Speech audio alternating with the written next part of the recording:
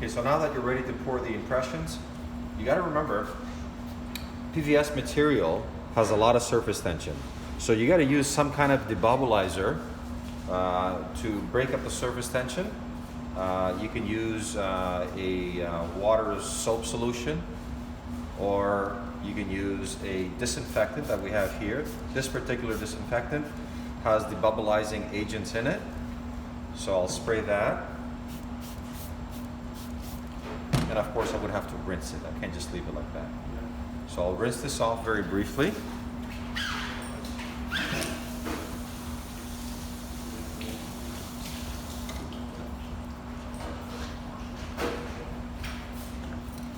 And I'm just going to pad dry, or you can use an air nozzle to take most of the moisture off.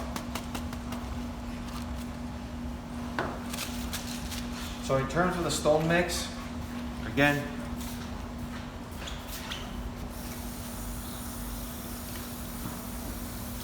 I think I have more stone than I need here. If you need to add just a little more moisture back into your mix, you can just do that. Or if you did this and you thought you added too much water, just drain it before you start stirring it. So that's enough. So we should have a nice glossy, creamy type of consistency once again. And upon final spatulation, it should hold its weight, just like that. So I'm going to spatulate that over the vibrator for a good 30 to 40 seconds. So as I'm doing this, hold the bowl firmly up against the vibrator to get all that frequency coming through to the stone.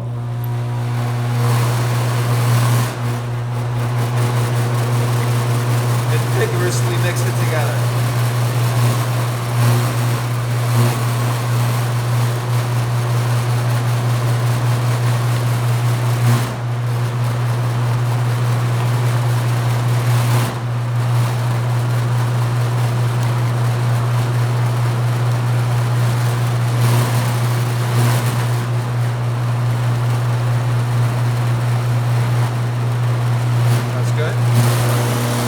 So the beauty of having the impression beaded as well as boxed, it simplifies this part. Take a little bit of stone, not a lot initially, and start from one side and just keep feeding it. Very simple. It ensures 100% adaptability and contact of the stone up against the impression. Very little chance now to make a mistake. Right about there, I think of about 5 millimeters worth of base. And I said I'm going to leave it just slightly short of the height of the wax. So somewhere there. And let's err on the safe side and give it a thick, really thick base. And you'll see later on, this doesn't take a lot to trim off. So I'm gonna set this one aside, upside down. That is a one-stage pour. I did all the anatomical portion as well as the base portion of the cast in one stage. This, using the same stone, I'm gonna use a two-stage pour. So this would be only the anatomical portion that I'm going to pour. This is a lot more runny now. This is a lot more messy. Very little mess that I made here. The only exception, I probably had a little hole somewhere around where I sealed it, and a little bit of stone came out. Okay, let's see this one.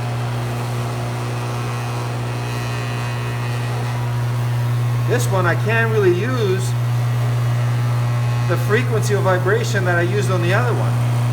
So now look what's happening here. I'm making a mess of things already. And I'm not even halfway done.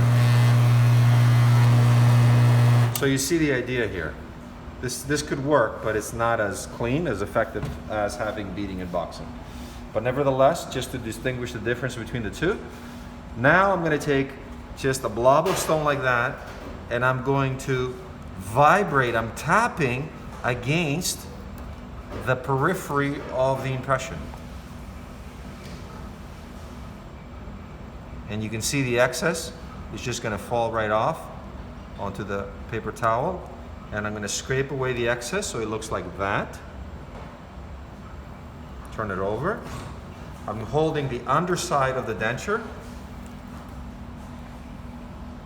So this technique is a little more sensitive, obviously, because you can create a lot more bubbles here. Whereas the other one, you're taking full use of the vibrator to ensure that the stone covers every little area. Whereas here, you're taking a chance.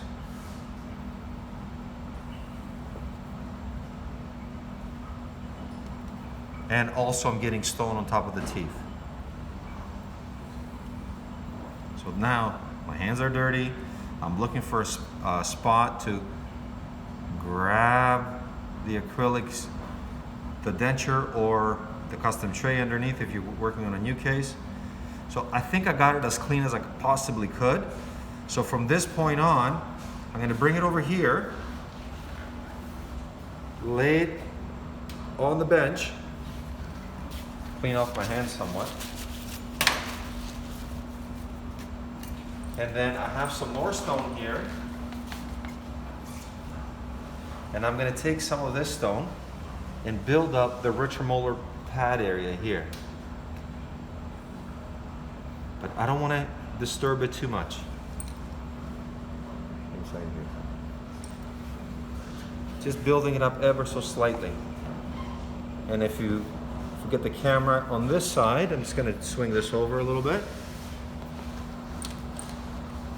So I grabbed a little bit of stone and I'm just going to lay that right on top. A little too much. Again, every little vibration that I'm putting here could cause distortion up against the surface of the impression. I'm going to clean this off a little bit. Make sure that we don't lock the denture into place. So this would be the first stage of our pour up. So while that is doing its thing, and that's going to take about 5-6 minutes to go through its initial stage, where if I were to poke on it with the tip of my finger, there'll be no movement. And there'll be this, we'll lose this glossiness. Okay, so we'll get more into a matte finish as far as the look is concerned. So while that's going through its initial stage, I'm going to clean off my bowl and spatula. And on the next video, I'll show you how to finalize this impression.